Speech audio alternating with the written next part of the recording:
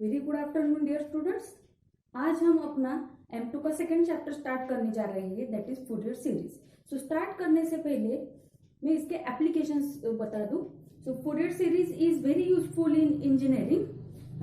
It is the backbone of harmonic analysis and harmonic analysis is used for filter design, noise and signal analysis. तो आप कहोगे कि ये इन सब का सिविल इंजीनियरिंग में क्या यूज है ना। तो अभी अभी मैंने बताया है कि signal analysis is one of the application of Fourier series. और जो सिग्नल एनालिसिस है it is very important while while doing constructions of buildings, then bridges. Okay, so buildings में जो वाइब्रेशंस होते हैं, ब्रिजेस में जो वाइब्रेशंस होते हैं, तो उन वाइब्रेशंस का रेशियो अगर आपको मालूम करना है, या तो फिर to estimate the strength of building और to estimate the strength of bridge और any structure, this Fourier series is useful. Okay, further applications of Fourier series are there, like frequency analysis, circuit analysis, then electronic and signal processing. Okay, and also Fourier series is backbone of harmonic analysis. Okay, now Fourier series में actual में होता क्या है? सो इसमें जो अपना periodic function होता है, सो आपने 12th स्टैंडर्ड में ऑलरेडी पढ़ा है कि पीरियोडिक फंक्शन क्या होता है. Okay, so once again I repeat periodic function. So यहाँ पर हमें क्या करना है, we express the periodic function in terms of sine and cosine functions. Okay, also in terms of one constant term. क्या करना है हमें यहाँ पर फूरियर सीरीज में, we express periodic function as a sum of cosine terms, sine terms and constant terms. Okay, now let you know the periodic function. So already आपने 12th standard में पढ़ा है. पीरियोडिक फंक्शन हम किसे कहते हैं? So function f of x is said to be periodic of period t if f of x is equals to f of x plus t. क्या है पीरियोडिक की definition? f of x function को हम periodic कब कहते हैं? if f of x is equals to f of x plus t. मुझे मालूम है फिर से डेफिनेशन से आपको कुछ भी नहीं समझ रहा है. Okay, so let's see the examples. As you know, the periods of sine and cosine functions are 2 pi, है ना. साइन और 2 पाई, साइन एंड कोसाइन के पीरियड क्या होते हैं? 2 पाई. इसका मतलब क्या है? Period of sine function is 2 पाई. इसका मतलब क्या है? अगर आपने साइन फंक्शन में अगर 2 पाई ऐड किया है ना, so sine theta is equals to sine of 2 pi plus theta. आपने 2 पाई अगर ऐड किया या तो फिर 2 पाई के मल्टीपल्स ऐड किए, that is 4 pi plus theta which is same as 6 pi plus theta is equals to up to so on. You may write it as sine 2n pi plus theta. Okay, है ना. 2 pi sine और cosine का period है. That means if you add 2 pi in angle then function returns to its original value, है ना. So similarly cosine function का period भी क्या होता है? कोसाइन फंक्शन का पीरियड 2 पाई होता है, क्योंकि 2 pi is smallest possible value, है ना. 2 पाई क्या है? Such a smallest possible value. That's why this 2 pi is called as fundamental period of this sine function. Also cosine function का भी पीरियड क्या होता है? 2 पाई होता है. बट जो अपना टैन फंक्शन है उसका पीरियड क्या होता है? पाई होता है. ओके, सो ऑलरेडी आपने ये 12th स्टैंडर्ड में पढ़ा है. Till I revise all this things. Okay, so what is mean by periodic function? Function f of x is said to be periodic if f of x is equals to f of x plus t and t is such a smallest possible value. Okay, so here we express periodic functions in terms of Fourier series. जो non periodic functions है उनकी हम Fourier series find नहीं कर सकते.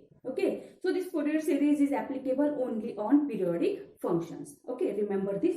Now let us see the Fourier series. So this Fourier series depends upon the interval. Okay, तो interval पर Fourier series define होती है, तो हम एक जनरल C,C+2L इंटरवल के लिए फूरियर सीरीज कैसे डिफाइन होती है वो देखते हैं. Okay, so Fourier series of f of x in interval C,C+2L. क्या है समझो अपना इंटरवल C,C+2L है ना. और अगर मैंने C और L की डिफरेंट वैल्यूज पुटअप की तो हम डिफरेंट इंटरवल के लिए फूरियर सीरीज डिफाइन कर सकते हैं. ओके, सो मैंने ऑलरेडी आपको बताया है कि in Fourier series we use only and only periodic function. Secondly, we express periodic function in terms of summation of sine function, cosine function, and also there is one constant term. Okay, so let us see. So f of x की Fourier series define होगी a naught upon 2 plus summation where n start from 1 to infinity है ना. a naught upon 2 क्या है, constant term है. बाद में हम क्या लेंगे, summation of sine and cosine terms. Okay, so here we take summation of a n into cos n pi x upon L plus b n sin n pi x upon L. Okay, so this is the Fourier series of f of x. Okay, so देखिए यहाँ पर constant term है, यहाँ पर summation of cosine term है and sine term है. Is that clear?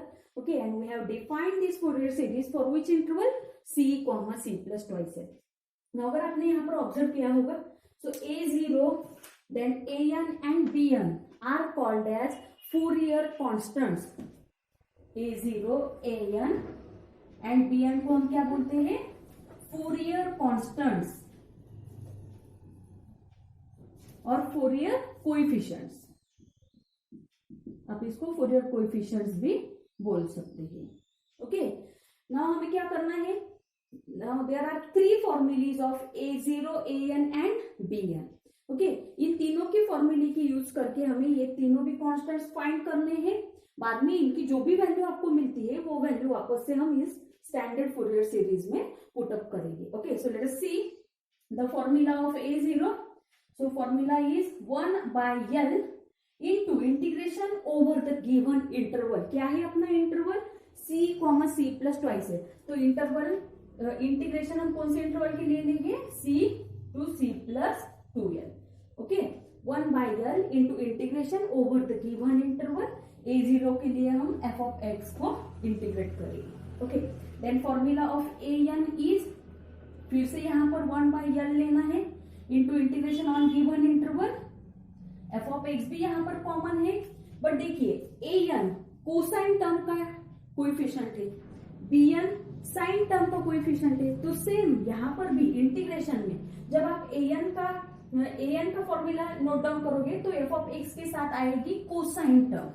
an के formula में क्या आता है, कोसाइन टर्म, क्योंकि यहां पर भी an के साथ में क्या कोसाइन टर्म होती है. ओके, सो कॉस ऑफ अपना एंगल क्या है, n pi x upon L and then dx. Okay, that of bn क्या लगता है आपको, bn का कोएफिशिएंट, bn के साथ में कौन सी टर्म होती है, sine term.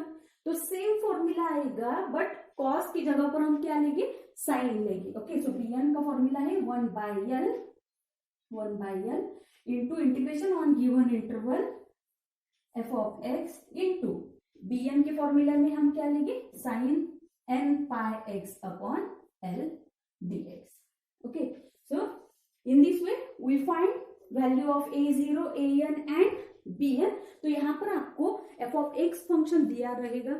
Okay, f of x function will be given, also interval will be given. Okay, so f of x का यूज करके आप इजीली A0 की वैल्यू फाइंड कर सकते हैं, an और bn की भी वैल्यू फाइंड कर सकते हैं. And finally substitute these values of A0, AN and BN in the standard Fourier series. Is that clear?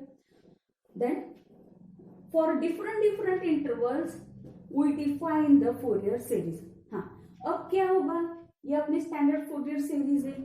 यहाँ पर अगर मैंने C की जगह पर जीरो से रिप्लेस किया, सी को जीरो से अगर मैंने रिप्लेस किया, और अगर मैंने okay, so first of all we replace C by zero, then what happens? तो वहां पर सिर्फ हम क्या करेंगे, इन स्टैंडर्ड फॉर्मूले में सिर्फ क्या करेंगे, हम सी को जीरो से रिप्लेस करेंगे।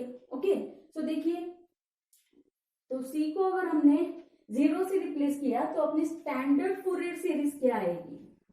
सो देखिए, so secondly we define Fourier series of f of x in interval 0, है ना, c को अगर मैंने जीरो से रिप्लेस किया तो इंटरवल आएगा 0, 0 plus twice L, that is f of x कौन सी इंटरवल पर डिफाइन होगा? तो डिफाइन इन 0, 0 प्लस ट्वाइस एल मतलब 0, ट्वाइस एल। ओके, अब इस इंटरवल के लिए 0, ट्वाइस एल के लिए अपने फूरियर सीरीज कैसे डिफाइन होगी? तो Fourier series will be f of x equals to a0/2 plus summation where n start from 1 to infinity. Note this, n start from 1 to infinity. Here also n start from 1 to infinity. Okay, बाद में क्या लेते हैं हम? Cosine term और sine term. Cosine के साथ में कौन सा कोएफिशिएंट आता है? an, और साइन के साथ में कौन सा कोएफिशिएंट आता है? bn. ओके, सेम इंटीग्रेशन के फॉर्मूले में सेम चेंजेस हो गए। an के फॉर्मूला में cosine term, in bn there is sine term. Okay, so देखिए यहां पर अपनी फूरियर सीरीज क्या आएगी? an cos of n pi x upon l plus bn sine n pi x upon l. Okay, so this is the Fourier series defined in interval 0, twice. बाकी क्या क्या changes हो गए, मैं यहीं पर चेंजेस कर लेती हूँ। तो सिर्फ हमें क्या करना है, now we put c equals to 0. Okay, so यहां पर हमें मिलेगा 0, ट्वाइस l. तो अपना इंटरवल क्या आएगा अब? 0, ट्वाइस एल. बाकी इसमें c है क्या? नहीं, तो इसमें कुछ भी चेंज नहीं होगा। देन a0 का फॉर्मूला कैसे चेंज होगा? 1/l into integration on given interval. अपना इंटरवल क्या है अब? 0, ट्वाइस एल, राइट। तो यहाँ पर आएगा अपना इंटरवल 0, ट्वाइस एल। मतलब आपके ध्यान में आया होगा, अगर आपका इंटरवल चेंज होता है तो इंटीग्रेशन के फॉर्मूले में उसके लिमिट्स चेंज होते हैं, है ना। सिमिलरली an का फॉर्मूला आएगा 1/l into integration on given interval that is from 0 to twice l f of x cos n pi x by l dx. Okay, and that of bn का formula आएगा 1/l integration from 0 to twice l f of x sin n pi x by l dx. Is that clear? मतलब अगर आपने c, c plus twice L के लिए formula learn किया तो आप इजीली अदर इंटरवल्स के लिए भी फूरियर सीरीज कंस्ट्रक्ट कर सकते हैं। ओके, सो यहाँ पर सबसे इंपॉर्टेंट चीज है यल की वैल्यू, देन इंटरवल, और secondly this angle n pi x upon l. This angle is also important.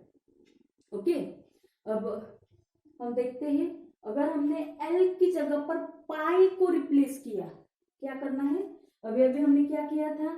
c की जगह पर 0 पुटअप किया था। अब नेक्स्ट फॉर्मूला में हम क्या करने जा रहे हैं? c को 0 से ही रिप्लेस करेंगे और l की जगह पर हम क्या पुटअप करेंगे? पाई पुटअप करेंगे।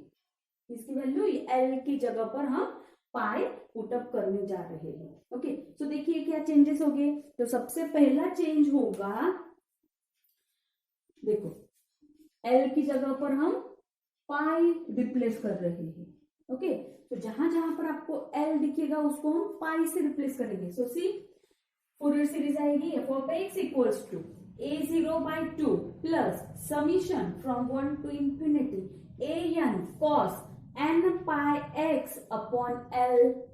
तो हमने अभी l की जगह पर क्या पुटअप किया है? पाई से रिप्लेस किया है।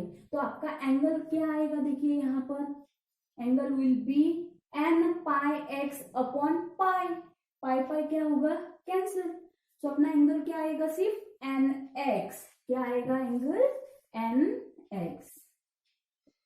ओके, सिमिलरली यहां पर भी एंगल क्या आएगा आपका n pi x upon pi, that means angle is n x, है ना।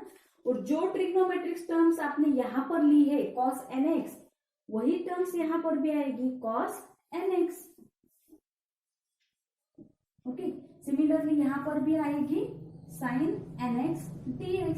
और क्या क्या चेंजेस हो गए, यस, और क्या क्या चेंजेस हो गए, यहाँ पर हम यल को पाई से रिप्लेस करेंगे, यहाँ पर आएगा 0 to 2 पाई। आपके ध्यान में आ रहा है, हमने c, c + यल से ही ये सब फॉर्मूले डिराइव किए हैं। Okay, simply by putting c = 0 and L = pi. Okay, तो देखिए यहाँ पर 1/L दैट मीन्स 1/पाई into integration on given interval that is 0 to 2 pi f(x) dx। बाद में an में भी सेम चेंजेस है ना, l को हम रिप्लेस करेंगे पाई से, इंटरवल आएगा 0, 2 पाई f(x) cos, यहाँ पर होता है अपना n pi x upon L that is n pi x upon pi, pi pi cancel, so angle क्या आया आपका nx, राइट। सिमिलरली यहाँ पर भी क्या आएगा 1/L दैट इज 1/पाई into integration from 0 to 2 pi f(x) sin nx dx। okay, so in this way you have to construct or you have to derive the Fourier series for the intervals। हमने कौन से 3 इंटरवल्स लिए, सबसे पहला interval हमने लिया था c, c + 2l, second interval हमने लिया 0, 2l, और थर्ड इंटरवल हमने लिया 0, 2 पाई। ओके, और अगर मेरे पास इंटरवल है 0, 3, सो इन दैट केस हम क्या करेंगे, अगर if it is asked to find the Fourier series on interval 0, 3, तो हम क्या करेंगे 0, 3 को हम 0, 2l के साथ कंपेयर करेंगे, है ना। 0, 2l के साथ अगर मैंने कंपेयर किया, सो सी if it is asked to find the Fourier series of f(x) in interval 0, 3, तो हम क्या करेंगे, सबसे पहली इंपॉर्टेंट चीज है हमें L की वैल्यू फाइंड करनी है ना। Fourier सीरीज में हमें क्या चाहिए, L की वैल्यू चाहिए। सेकेंडली हमें चाहिए एंगल, एंगल कैसे डिफाइन होता है n pi x upon l, right. तो L की अगर वैल्यू मिलती है तो इजीली आपको इस एंगल की वैल्यू भी मिलती है। हाँ, तो अब L की वैल्यू के लिए क्या करना है, 0, 3 जो गिवन इंटरवल है उसे हम कंपेयर करेंगे 0, 2l के साथ, है ना। तो यहाँ पर तो 0 ही है, मतलब हम सिर्फ क्या कंपेयर करेंगे 2l = 3, क्या मिल रहा है हमें 2l = 3, that means l = 3/2। l की वैल्यू क्या मिली हमें 3/2। अगर मैंने इस L की वैल्यू एंगल में पुटअप की तो अपना angle n pi x upon L आएगा, n pi x upon L की वैल्यू क्या फाइंड आउट की है हमने 3/2, है ना। जैसे ये न्यूमरेटर में शिफ्ट होगा तो इसका रेसिप्रोकल आएगा, मतलब आपका एंगल आएगा 2n पाई x/3। ओके, सो इस तरह से अगर आपको कुछ डिफरेंट इंटरवल दिया गया है और अगर आपको फूरियर सीरीज पूछी है तो इन दैट केस क्या करना है, we compare given interval with, इसके साथ कंपेयर करना है इंटरवल को 0, 2l के साथ कंपेयर करना है, उससे हमें 2l की वैल्यू मिलेगी। 2l की वैल्यू से easily we obtain value of l and then from that l we find value of our angle. Okay, and then according to this value of L and according to this angle we define our Fourier series, we define our Fourier coefficients that is a0, an and bn। okay, तो आपको I hope ये सभी फॉर्मूले कैसे derive हो रहे हैं ये आपको समझ में आया होगा, है ना। आपको ये वीडियो केयरफुली देखना है, समझना है। ओके, सो लेकिन आपको पता चला ही होगा कि हम इस चैप्टर में अब इंटीग्रेशंस का यूज करने वाले हैं, right. So for this you have to recall all the फॉर्मूले ऑफ इंटीग्रेशंस, ओके। सो कुछ फॉर्मूले जो इम्पोर्टेंट आपको यहाँ पर यूज करने हैं, तो मैं अभी आपको कुछ फॉर्मूले बताने जाने वाली हूँ, okay. But you have to learn all the formulas of integration, okay.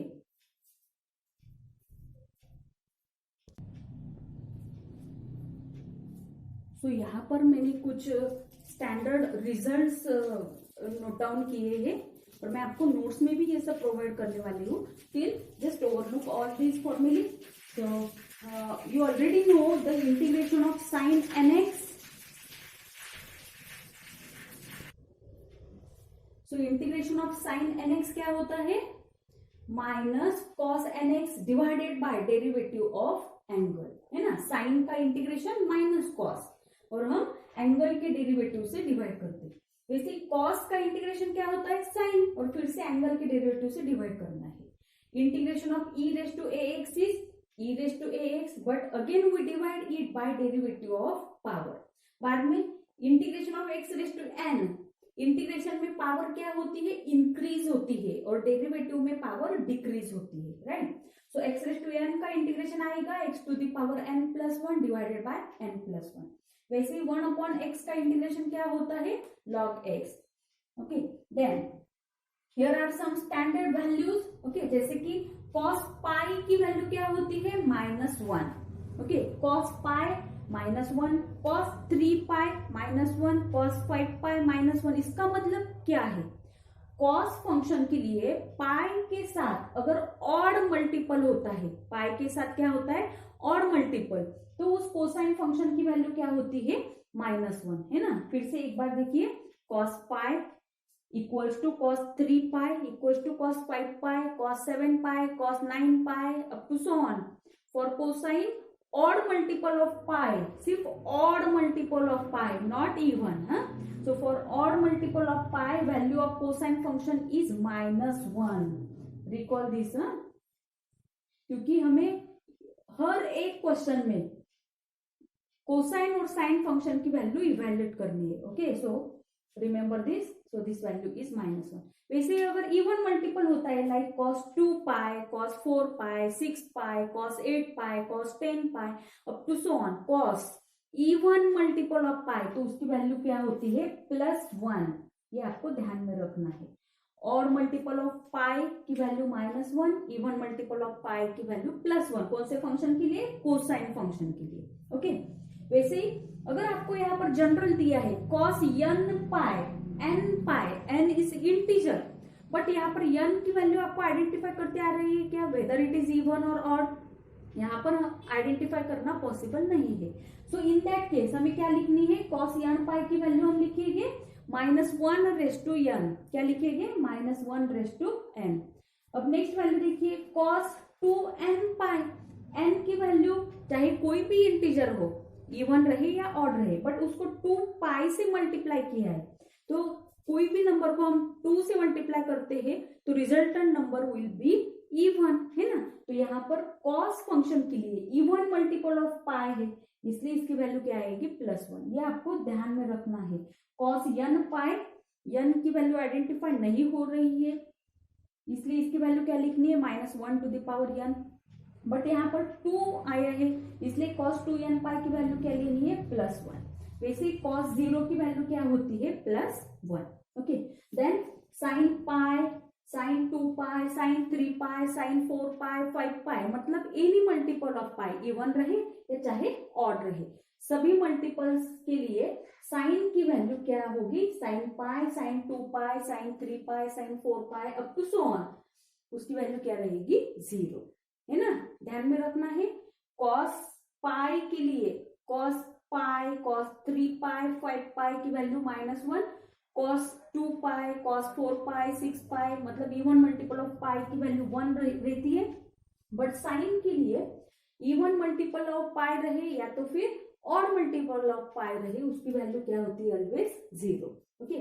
Then cos n pi, अभी मैंने बताया है, पाई साइन फंक्शन के लिए पाई का any multiple, any integer multiple of pi is 0, है ना। इसलिए साइन n पाई की भी वैल्यू 0 रहेगी और साइन 2n पाई की भी वैल्यू क्या रहेगी 0, और साइन 0 तो ऑलरेडी क्या होता है 0 होता है। ओके, और यहाँ पर आपको ये फॉर्मूले मैंने कुछ यहाँ पर लिखे हैं, फॉर्मूला नंबर 9 एंड 10। तो यहाँ पर देखिए, अगर लिमिट्स इंटीग्रेशन की लिमिट 0 to 2 पाई रहते हैं तभी ये फॉर्मूले अप्लाई होंगे, अदरवाइज नहीं। Okay, so if limit is from 0 to 2 pi then integration of sine nx into sine mx क्या रहेगा 0। वैसे ही integration from 0 to 2 pi cos nx into cos mx is 0। वैसे ही अगर लिमिट 0 to 2 पाई है then integration of sine nx into cos mx, यहाँ पर क्या है दोनों भी साइन टर्म्स है, यहाँ पर दोनों कोसाइन टर्म्स है, और लिमिट क्या है 0 to 2 पाई, तो वैल्यू क्या है 0। सिमिलरली अगर एक साइन टर्म है एक कोसाइन टर्म है और limit is from 0 to 2 pi then also its value is 0। और यहाँ पर देखिए एक साइन टर्म और कोसाइन टर्म है बट यहाँ पर एंगल्स क्या है दोनों के सेम है, बट लिमिट क्या है 0 to 2 pi till its value is 0। Okay, then you have to learn these two results. Okay, 11th and 12th result. These are very important results. Okay, also this 6th one and 7th, 6th, 7th, 11th and 12th. You have to learn these 4 results. You must learn. Actually तो आपको सभी results learn करने हैं, but you have to focus on these 4 results, 6th, 7th, 11th and 12th, क्योंकि most of the examples में हमें ये 4 result use करने हैं। ओके, तो देखिए 11th रिजल्ट क्या है, if there is integration e to the power ax into cos bx, है ना। तो जनरली हम क्या करते हैं, अगर आपके पास किसी भी दो फंक्शन का प्रोडक्ट है, अगर दो फंक्शन के प्रोडक्ट का इंटीग्रेशन फाइंड करना है then we use integration by parts, है ना। बट आपने अगर एक एक्सपोनेंशियल और एक कोसाइन फंक्शन के लिए इंटीग्रेशन बाय पार्ट्स अप्लाई किया तो यहाँ पर देखिए एक्सपोनेंशियल का भी डेरिवेटिव वैनिश नहीं होता और कोसाइन का भी डेरिवेटिव वैनिश नहीं होता। मतलब इसका अगर आपने बाय पार्ट्स अप्लाई किया तो ये इंटीग्रेशन कहीं पर भी स्टॉप नहीं होगा, है ना। इसलिए इसके लिए हम स्टैंडर्ड फॉर्मूला यूज करने वाले हैं। So x integration is e to the power ax upon a square plus b square into a cos bx plus b sine bx, और यहाँ पर a और b क्या डिनोट करते हैं, सो a denote coefficient of x in exponential term and b denote coefficient of x in this trigonometric term, है ना। तो यहाँ पर हमें सिर्फ क्या करना है, a की और b की वैल्यू आइडेंटिफाई करनी है और इस स्टैंडर्ड रिजल्ट में पुट अप करनी है। Similarly integration of e to the power ax sine bx dx is e to the power ax upon a square plus b square into a sine bx। आपने एक चीज observe की होगी, अगर exponential के साथ कोसाइन टर्म है तो यहाँ पर हमने फर्स्ट टर्म में क्या लिया है, कोसाइन टर्म लिया है। अगर साइन टर्म है तो फिर से यहाँ पर हमने फर्स्ट टर्म में क्या लिया है, साइन टर्म लिए। ओके, तो अगर हमने पहले कोसाइन टर्म ली है तो सेकेंडली क्या लेना है, साइन टर्म लेनी है, और अगर फर्स्टली साइन टर्म ली है तो सेकेंडली क्या लेना है, सॉरी यहाँ पर है cos bx।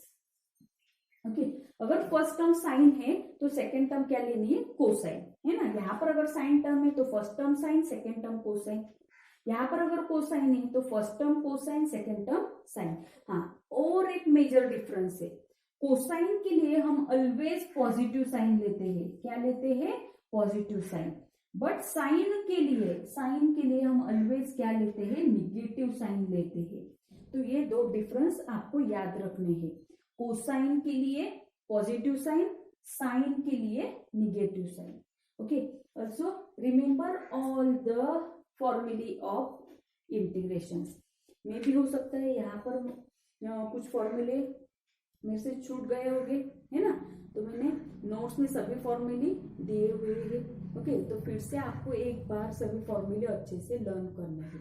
Okay, so with this I stop this first lecture of Fourier series. अब हम अगले वीडियो में देखने जा रहे हैं integration by parts and generalised integration by parts. Okay, so generalised integration by part this is new for you, क्योंकि जो इंटीग्रेशन बाय पार्ट्स है, सिंपल इंटीग्रेशन बाय पार्ट्स, वो तो आपने 12th स्टैंडर्ड में यूज किया है, है ना। तो उसको भी एक बार आपको थोड़ा सा रिकॉल करना है, बट यहाँ पर हम क्या यूज करने वाले हैं, जनरलाइज्ड इंटीग्रेशन बाय पार्ट्स।